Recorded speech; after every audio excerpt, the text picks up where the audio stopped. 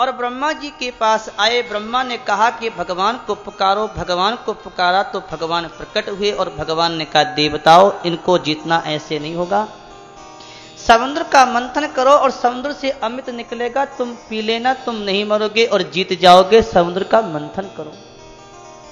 कैसे करें महाराज? कि आप वासुकी नाग की नेति बना लो, मंदाचल की मथानी बना लो, एक और असुर और एक और देवता लग जाओ, समुद्र का मंथन करो, असुरों के साथ संधि कर लो। देवता वाले हैं असुरों के साथ संधि? ना, बिल्कुल नहीं, हम असुरों के साथ संधि नहीं करेंगे। क्यों? कि उनकी हमारी तो कांटे की चल रही है, वो दूसरी पार्टी के, हम दूसरी पार्टी के, हमारा उनका मेल नहीं खाता जी। भगवान ने कहा, भैया जी बात ऐसी है कि अपना काम निकालने के लिए तो गधे को भी मैं नहीं कहूंगा, आप ही बोलेंगे। अपना काम ही तो निकालना है, जाओ कर लो संधि, अमृत निकलेगा, तुमने मैं पिला दूंगा। ऐसे कह दिया। देवताओं की बात समझ में आ गई और देवता जो थे असुरों के साथ संधि कर ली। मंदचल पर्वत को लेकर के आ रहे थे, वो गिर गया। गरुड़ जी ने आकर उठाया, पीठ पे रखा, समुद्र के ऊपर स्थापित कर दिया। वो डूबने लगा, कछुए का रूप लेकर के चले गए और उस पर्वत को अपनी पीठ पे धारण कर लिया। वासुकी नाग की नेति बनाई, एक और देवता एक और असुर, पूंछ की और देवता, मुंह की और असुर। समुद्र का मंथन हो रहा है, जोर से मंथन चल रहा है। समुद्र की लहरें ऊपर तक आ जाती हैं। समुद्र का मंथन हो रहा है, बड़ी गड़गड़ाहट की आवाज होती है, लेकिन मंथन करते करते करते करते कुछ भी नहीं निकला। देवता असुर थक गए। भगवान ने कहा कि तुम सब हट जाओ, मैं मंथन करूंगा। भगवान ने क्या किया?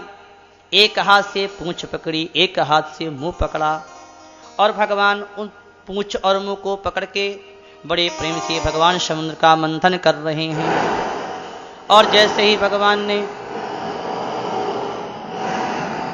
मंथन शुरू किया, मंथन करते हैं बड़े प्रेम से, करते करते उसके अंदर से एक हलाहल कालकूट नाम का विष निकला। उस विष की ज्वाला से सारे देवता घबरा गए, व्याकुल हो गए, दुखी हो गए और सारे देवता भगवान शंकर के पास आए। भगवान शंकर ने उस विष को हाथ में लेकर के पी गए और अपने कंठ में रखा, कंठ से नीचे नहीं उतारा। क्यों? क्योंकि हृदय में भगवान बैठे हैं, मेरे नारायण मेरे राम जी को दुख होगा। कंठ से नीचे नहीं उतारा और भगवान शंकर का कंठ नीला पड़ गया। भगवान शंकर का नाम नीलकंठ महादेव हो गया। नीलकंठ महादेव की जय। और वो नीलकंठ महादेव कहाँ हैं? आप तो गए हुए हैं, देखा हुआ है। नीलकंठ महादेव भगवान का नाम पड़ गया। 14 रतन निकलते हैं। समुद्र का मंथन हो रहा है तो उसमें से रतन निकल रहे हैं। उच्चसेवा नाम का घोड़ा, कामधेनु गाय, ऐरावत हाथी, कौस्तुक मणि, लक्ष्मी जी आदि रतन निकलते गए। अंत में भगवान ही धनवंतरी के रूप में अमृत को लेकर के प्रकट हो गए और असुर ने झपट्टा मार के अमृत के घड़े को छीन लिया और तू मैं करके लड़ते हैं, पहले मैं पीऊंगा, पहले मैं पीऊंगा। उसी समय देवता घबरा गए, भगवान से प्रार्थना करी, महाराज हमें अमृत नहीं मिला। भगवान ने कहा मिलेगा, अवश्य मिलेगा। और भगवान मोहिनी का रूप बना करके असुरों के सामने प्रकट हो गई। मोहिनी भगवान की जय हो। और मोहिनी को देख करके सारे असुर मोहित हो गए। आ हा हा हा, अरे भैया ये क्या अमृत है? अमृत तो ये है। अमृत का झगड़ा भूल गए और मोहिनी की ओर दौड़े हुए आए और बोले, देवी तुम कौन हो? कठे से आ रही हो? थारो नाम के है? कहाँ जन्मी हो? कहाँ पली हो? कहाँ जा रही हो? अवश्य विधाता ने तुमको बनाया है, बहुत सुंदर बनाया है, लेकिन देवी तुमको देख करके हमारा मन आप पे बड़ा विश्वास कर रहा है, आप हमारा झगड़ा मिटा दो। हम अमृत के लिए लड़ रहे हैं, तुम बंटवारा कर दो। मोहिनी ने कहा, ए असुरो, हम उल्टा स्त्री हैं, हम पर विश्वास मत करो। हमारा कोई विश्वास नहीं, आज यहां कल वहां, क्या पता है कि नहीं मोहिनी, आपके ऊपर हमें पूर्ण विश्वास है, आप जैसे करोगी हमें मंजूर है। उसकी मोहिनी में ऐसे मोहित हो गए कि अमृत का घड़ा मोहिनी भगवान को दे दिया। एक और तुम्हारा देवता और एक और असुर बैठ गए और बीच में मोहिनी भगवान बड़े प्रेम से देवताओं को अमृत पिला रहे हैं और असुरों की ओर एक दृष्टि घुमा करके देख लेते हैं। असुर तो कहते हैं रे अमृत मिले ना मिले लेकिन मोहिनी नहीं जानी चाहिए, मोहिनी देखती रहे बस, और क्या अमृत चाहिए, इससे बढ़ के क्या अमृत हो सकता है। लेकिन उनमें एक स्वरभानु नाम का असुर था, स्वरभानु। उसने विचार किया इतनी देर हो गई, इधर अमृत का घड़ा लेकर नहीं आए, कोई ना कोई दाल में काला है, हमारे को अमृत नहीं मिला। उसने देवता का रूप बना करके और सूर्य चंद्रमा के पास में जाकर के बैठ गया और जैसे अमृत को लेकर के भगवान आगे आए, उसने हाथ लंबा करके पी लिया। सूर्य चंद्रमा ने पहचाना, प्रभु ये तो देवता नहीं, ये तो असुर है, मारो। भगवान ने अपना चक्र निकाला, जोर से छोड़ा, उसका सिर काटा। लेकिन महाराज कहते हैं अमृत तो पी चुका था, वो अमर हो गया, सिर कट गया लेकिन मरा नहीं, उसका नाम राहु हो गया। मरा नहीं, राहु हो गया। तभी से सूर्य ग्रहण और चंद्र ग्रहण होता है। जितनी देर वो राहु सूर्य और चंद्रमा के सामने आकर के टिकता है, खड़ा होता है, उतने समय को ग्रहण कहते हैं। देवताओं ने अमृत को पी लिया, असुरों को नहीं मिला। देवासुर संग्राम हो गया, देवता मरते नहीं, असुर मर गए। युद्ध को नरजी ने आकर के बंद कराया। कथा तो बड़ी विस्तार से हो सकती है लेकिन समय भी चाहिए। अब आज ही जन्म करना भी है और समय बहुत थोड़ा है, इसलिए हम संक्षेप में ही करते जा रहे हैं। बहुत जोर से युद्ध हुआ, देवता मरते नहीं, असुर मर गए। नरजी ने युद्ध बंद कराया और बंद कराने के बाद शुक्राचार्य जी आए और अपने असुरों को जीवित कर लिया। राजा बलि से एक बड़ा यज्ञ कराया और यज्ञ करा करके उसमें से एक बड़ा रथ निकला और उस रथ में बैठ करके राजा बलि देवताओं के साथ युद्ध करते हैं। देवताओं को भगा दिया अमरावती पर, राजा बलि का राज हो गया। और उसके बाद देवता दौड़े दौड़े गुरु के पास आए। गुरु जी ने कहा कि देवताओं, इन असुरों को जीतना बड़ा मुश्किल है, इनके पास ब्राह्मणों की शक्ति है, भगवान कृपा करेंगे, अब तुम गुफाओं में कंदराओं में जाकर के छिप जाओ। देवता इधर उधर जाके छिप गए। देवताओं की माता अदिति को चिंता हुई और माता अदिति को कश्यप जी ने व्रत बता दिया कि भगवान को राजी करने का व्रत है, पयोव्रत करो, इसके करने से भगवान राजी हो जाएंगे और तुम्हारा संकट दूर हो जाएगा। माता अदिति पयोव्रत करती है और उस व्रत के करने से 12वें दिन भगवान का व्रत पूरा हो गया और नारायण भगवान प्रकट हो गए। बोलिए नंदकंद भगवान की। और भगवान ने कहा कि माता चिंता ना करो, तुम्हारे पुत्र का राज्य अवश्य मिलेगा, मैं तुम्हारा पुत्र बन के आऊंगा, राजा बलि से दान में लेकर के तुम्हारा राज तुम्हारे पुत्र को अवश्य वापस दिवा दूंगा। भगवान कह करके चले गए और माता अदिति के गर्भ में भगवान आ गए और आज भगवान के प्रकट होने का समय आ गया। वामन भगवान के प्रकट होने का समय कौन सा महीना? वामन भगवान के अवतार का कौन सा महीना? भादो का महीना। वामन भगवान प्रकट होने वाले हैं, भादो का महीना असली है। बैठ जाइए।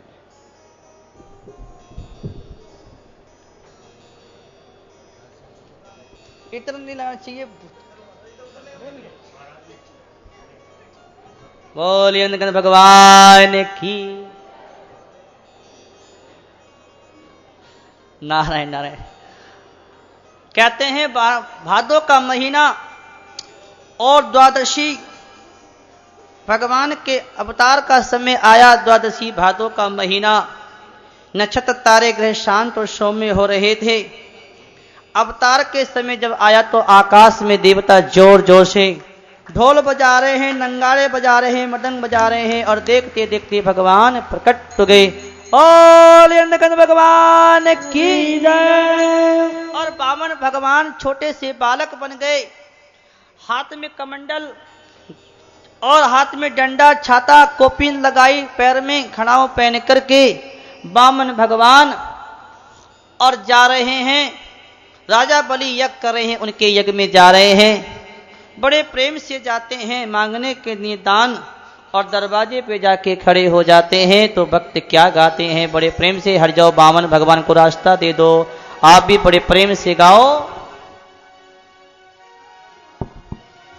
तेरे द्वार खड़ा भगवान भगत भर दे रे झोली, तेरे द्वार खड़ा भगवान भगत भर दे रे झोली, तेरे द्वार खड़ा भगवान भगत भर दे रे झोली।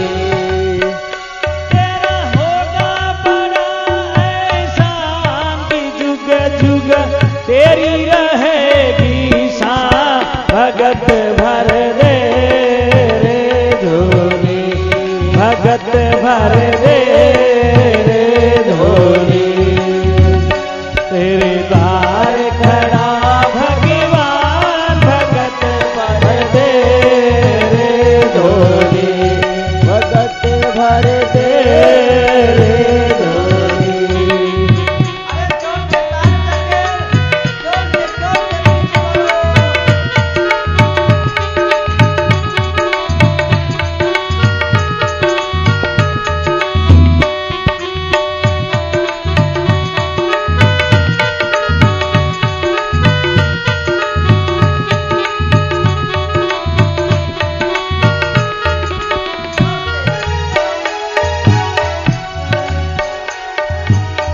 डोल उठी ये सारी धरती देख रे, डोला गगन है सारा, डोल उठी ये सारी धरती देख रे, डोला गगन है सारा। भीख मांगने आया तेरे गरीब,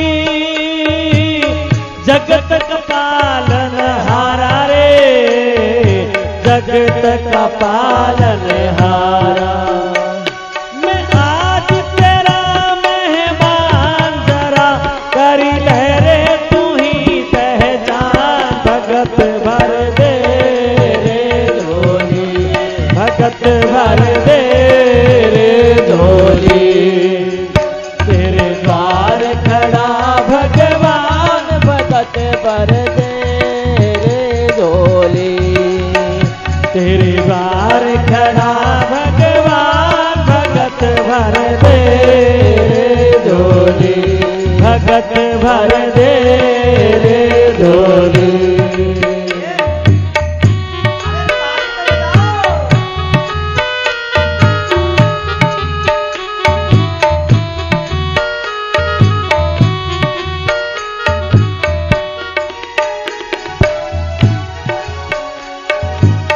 आज लूटा ले रे सर्वस्व अपना, मान ले कहना मेरा, आज लूटा ले रे सर्वस्व अपना, मान ले कहना मेरा। भीख मांग मिट जाएगा पल में तेरा, जन्म जन्म का फेरा रे, जन्म जन्म का फेरा। तू छोड़ सकल अभिमान, अमर कर ले रे तुम अपना दान, भगत भर दे रे झोली, भगत भर दे रे झोली, तेरे द्वार खड़ा भगवान भगत भर दे रे झोली, तेरे द्वार खड़ा भगवान भगत भर दे रे झोली।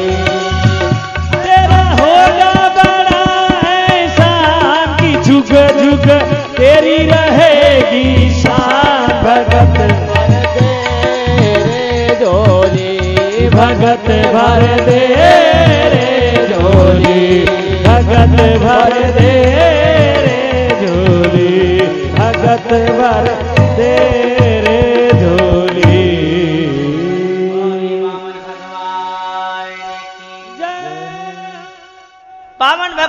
दरवाजे पे खड़े हैं। सेवक ने कहा बामन आए हैं। राजा बलि आसन से खड़े हुए, दौड़े दौड़े आए और बामन के चरणों में आकर के प्रणाम किया। अंदर ले आए, आसन पर बैठाते हैं। आह, आशीर्वाद दे रहे हैं, आशीर्वाद दो जी। आह, और उनको आसन पर बैठाया बामन भगवान को। अठी ठीक है बठी, चलो ठीक। और बामन के चरणों को राजा बलि बड़े प्रेम से धो रहे हैं। चरणों को धोया, चरणामृत का पान करके चारों ओर छिड़कते हैं। अब बंद कर लो तो केक रहे। चलो ठीक है, अच्छा ठीक है ठीक है ठीक है ठीक है। और उसके बाद राजा बलि ने कहा कि प्रभु आप मांगने आए हो, अवश्य कुछ मांग लो। बामन, तुम्हारे चरणों को धोकर तो मेरा मन पवित्र हो गया। आप मांगिए क्या चाहिए। भगवान ने कहा कि ज्यादा तो कुछ नहीं चाहता, मैं आपसे अपने कदम से नाप करके 3 डग धरती चाहता हूं, 3 पग नाप के अपने कदम से। राजा बलि हंसे कि तुम्हारी बातें तो बहुत ही बूढ़ों की तरह और बुद्धि बालकों की तरह हैं। क्या मांगा है? 3 पग धरती। अरे कोई त्रिलोकी का भी राज मांगो तो दे दूं, दीप मांगो, धन मांगो, संपत्ति मांगो, क्या मांगा है? 3 पग। भगवान बावन ने कहा कि जिसको 3 पग में संतोष नहीं, त्रिलोकी का राज मिल जाए तो भी शांति नहीं मिलेगी। ऐसे नहीं लूंगा, नापूंगा मैं अपने हाथ उस कदम से और आपको पानी हाथ में लो, संकल्प करो। राजा बलि ने हाथ में पानी लिया, संकल्प करना चाहते हैं, खड़े हो गए। शुक्राचार्य दौड़े दौड़े आए और कहा ठहरो राजा बलि, क्या कर रहे हो? तुम्हें पता है ये बामन नहीं है, ये विष्णु है। विष्णु देवताओं का काम बनाने आया है, तो 3 पग की बात करता है। ये 2 पग में त्रिलोकी को नाप लेगा, तीसरा तेरे पास देने नहीं बचेगा, तो नरक में जाना पड़ेगा। मना कर दे, नहीं तो तुम्हारी बात मान, मना कर दे। राजा बलि ने कहा कि जब भगवान ही मांगने के लिए आ गए तो अब मना क्यों कर दूं? तेरा तुझको अर्पण क्या लागे मेरा। मैंने एक बार जब संकल्प कर दिया कि दूंगा तो दूंगा। पृथ्वी कहती है कि मैं सब कुछ सहन कर सकती हूं, लेकिन झूठे व्यक्ति का भार मुझसे सहन नहीं होता। मैं अपने वाक्य से नहीं मुकरूंगा, दूंगा। गुरुजी बोले नहीं मानेगा कि नहीं। श्राप दे दिया गुरुजी ने राजा बलि को, तेरा सब छिन जाएगा। कि छिन जाने दो। चले गए, संकल्प कर दिया कि देता हूं देता हूं देता हूं, 3 डग धरती देता हूं, संकल्प कर दिया राजा बलि ने। भगवान ने कहा नाप लो कि नाप लो, खड़ा हो जाऊं कि हो जाओ। अब बामन भगवान खड़े हो रहे हैं, और खड़े हो रहे हैं तो बढ़ते जा रहे हैं आकाश में, और बढ़ते बढ़ते बढ़ते बढ़ते बढ़ते बढ़ते बढ़ते बढ़ते बढ़ते बढ़ते बढ़ते बढ़ते बढ़ते बढ़ते भगवान आकाश में चले गए। आकाश को सिर से नाप लिया, दिशाओं को हाथों से नाप लिया। बहुत लंबे भगवान हो गए। भगवान ने एक पैर उठाया, धरती से लेकर के नीचे के पाताल आदि लोगों को नापते नापते नापते नापते नापते नापते नापते नापते नापते नीचे के सारे लोगों को नाप लिया। और भगवान ने अपना पैर उठाया और ऊपर के लोगों को, स्वर्ग लोक, जनलोक, तप लोगों को नापते नापते नापते नापते नापते नापते नापते नापते नापते नापते नापते नापते आकाश। दूसरे कदम से भगवान ने ऊपर के लोकों को नाप लिया। भगवान का पैर का अंगूठा ब्रह्मलोक से बाहर चला गया। बाहर का पानी भगवान के चरणों पे गिरा। कमंडली में लेकर के ब्रह्मा जी ने भगवान के चरणों को बड़े प्रेम प्रेम से मसल मसल के धो लिया, और धोकर के उस जल को अपने कमंडल में रख लिया। वो गंगा जी कहलाया। गंगा मैया की। 2 पग में भगवान ने त्रिलोकी को नाप लिया। तीसरा पैर राजा बलि कहां रखूं? तुमने 3 पग देने कहा था, तीसरा कहां रखूं? राजा बलि ने भगवान के सामने अपना सिर झुका दिया और भगवान ने अपना पैर उठाया, राजा बलि के सिर पे रख दिया। और ये बामन भगवान की। और राजा बलि को बंदी बनाया। प्रहलाद जी आए और प्रहलाद जी ने आकर के कहा, प्रभु आपका लेना भी ऐसे ही है, आपका देना भी ऐसे ही है। आप जब लेते हो तो सब कुछ लेते हो और देते हो तो सब देते हो। अब आपसे प्रार्थना है कि इस भक्त पर कृपा करो। ब्रह्मा ने कहा कि कृपा करो इस भक्त के ऊपर। भगवान ने कहा ठीक है, इसने अपने आप को मुझे दे दिया तो मैंने भी अपने आप को इसे दे दिया। ये सुतल लोक में जाकर के रहेगा और मैं इसकी दरवाजे पे चौकीदारी करूंगा। प्रहलाद तुम भी चले जाओ और सावणी मनमंत्र में ये इंद्र बनेगा, मेरा भक्त होगा। इस प्रकार से कह दिया और राजा बलि को सुतल लोक में भेज दिया। जाओ सा पधारो। और उसके बाद भगवान वामन ने शुक्राचार्य जी को बुलाया। ए शुक्राचार्य जी अठे आओ। क्या करो?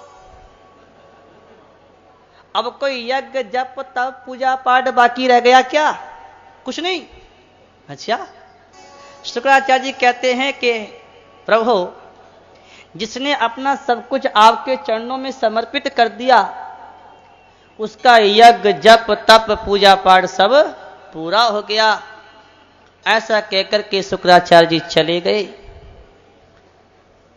और उसके बाद में वामन भगवान ने देवताओं का राज्य दान में लेकर के फिर देवताओं को वापिस लौटा दिया और दिव्य धाम पधार गए। इस प्रकार से वामन भगवान की ये कथा है। परीक्षित ने कहा कि महाराज आगे की कथा और सुनाइए। हमने सुना था कि भगवान ने मछली के मत्स्य अवतार लिया। सुखदेव जी कहते हैं कि ध्यान से सुनो। सत्यवत नाम के राजा राज करते थे। एक दिन की बात, कितमा नदी के अंदर स्नान कर रहे थे, हाथ में पानी लेकर के तर्पण कर रहे थे। उसी समय एक छोटी सी मछली हाथ की अंजलि में आ गई। भैया जी बैठे रहो, बस ज्यादा समय नहीं है। भगवान का अवतार, कृष्ण का अवतार भी होने वाला है। समय तो हो चुका है, लेकिन आज कृष्ण जन्म है तो थोड़ा लेट भी हो जाए तो कोई परेशानी? कोई परेशानी तो नहीं है। आज तो एकादशी है, भोजन तो करना नहीं है, खाना पीना तो बंद है। आज बैठे ही बैठे रहना है। समय भी अच्छा ही निकलेगा कथा में। है 3 बजे तक तो नहीं करूंगा, लेकिन हो जाए तो अच्छी बात है। 3 बजे तक हो जाए तो बढ़िया है। बोलिए आनंद कंद भगवान की। लेकिन आप बैठे रहो तब तो करूं, कोशिश तो करेंगे आगे राम जी की इच्छा। कहते हैं इस प्रकार से सत्यवत नाम के राजा पानी हाथ में लेकर के तर्पण कर रहे। छोटी सी मछली आ गई और उस मछली को देख करके एक बड़े, अब बात कर रहे आप लोग सुन नहीं रहे, अब चुप हो जाओ, एकदम शांत शांत शांत शांत। मछली ने कहा कि राजन मुझे तुम आप पानी में डाल दोगे तो बड़ी बड़ी मछली मुझे खा जाएंगी, मुझे बचाओ। निकाल कर के कमंडल में डाल दिया। वो देखते देखते वहां भी बढ़ गई। उसको वहां से निकाल करके एक बड़े मटके में रख दिया। देखते देखते वो वहां भी बढ़ गई। निकाल करके उस मछली को एक बड़े, कहते हैं, समंदर में डाल दिया। और देखते देखते वो एक दीप के समान हो गई। बहुत विशाल उसका शरीर हो गया। और राजा सत्यवत लौट करके आ रहे थे। मछली ने आवाज लगाई, राजन आप मुझे छोड़ के चले जाओगे, बड़ी बड़ी मगरमच्छ मुझे खा जाएंगे, बचाइए।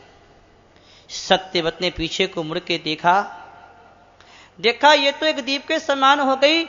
ऐसी आवाज लगाने वाला ये कोई मछली नहीं, कोई महापुरुष या कोई दिव्य शक्ति साक्षात नारायण ही तो नहीं हो। ऐसे जब कहा तो भगवान अपने असली रूप 4 भुजाधारी नारायण प्रकट हो गए। बोलिए आनंद कंद भगवान की। और मच्छी भगवान ने कहा कि हे राजन, आज से 7 दिन कहते हैं कि इस धरती पे प्रलय हो जाएगी और मैं बताता हूं, आप समस्त बीजों को, समस्त सप्तऋषियों को लेकर के आप प्रलय काल के समुद्र में नाव मिलेगी, उस नाव में बैठ जाना। मैं आऊंगा मछली के रूप में, मेरी नाक पे सींग होगा, बांसुरी की नाक से उस नाव को मेरी नाक के सींग में बांध देना, मैं आपको खींचूंगा और आपको बड़ा ज्ञान दूंगा। भगवान कहकर के अंतर्ध्यान हो गए, प्रलय हो गई, चारों ओर पानी पानी हो गया, चारों ओर पानी पानी हो गया। नाव मिली, सप्तऋषि समस्त धान्यों के बीज को लेकर के उस नाव में बैठ गए और नाव में बैठकर के महाराज प्रतीक्षा भगवान की करी। भगवान मत्स्य के रूप में प्रकट हो गए और जब भगवान प्रकट हो गए, भगवान को देख करके आनंद हो गया और अपनी नाव को उनके नाक के सींग में बांध दिया और सत्यवत नाम के राजा को मत्स्य भगवान ने तत्व ज्ञान का बड़ा उपदेश किया। भगवान ने राजा सत्यवत ने को अपने स्वरूप का रहस्य बताया, ज्ञान भक्ति और कर्मयोग का परिपूर्ण दिव्य पुराण का उपदेश किया, जिसको मत्स्य पुराण कहते हैं। और हयग्रीव नाम के दानव को मार करके और उसके पास में जो वेद थे उन वेदों को ले आए और ला करके उन वेदों को ब्रह्मा जी को वापस लौटाया। इस प्रकार से ये मत्स्य पुराण में पूरी कथा आती है। इस प्रकार से मत्स्य भगवान के अवतार की कथा हुई। अब भागवत के अंदर 8वां स्कंद तो पूरा हुआ, अब भागवत का 9वां स्कंद प्रारंभ कर रहे हैं। भागवत के 9वें स्कंद में मनु के वंश का, चंद्र वंश और सूर्य वंश का बहुत लंबा चौड़ा वंशावली का वर्णन किया गया है। मनु वंश में सुनाते हुए कहते हैं कि भगवान की नाभि से कमल हुआ, कमल से ब्रह्मा, ब्रह्मा से मरीचि, मरीचि के कश्यप, कश्यप की पत्नी अदिति के सूर्य का जन्म हुआ, विश्वानु की संज्ञा नाम की पत्नी से साध्य मनु का जन्म हुआ, श्रद्धा के गर्भ से 10 पुत्र उत्पन्न किए गए। कहते हैं श्रद्धा ने अपने पोता के पास जाकर के कहा कि मेरे यहां कन्या होनी चाहिए। इला नाम की कन्या हो गई।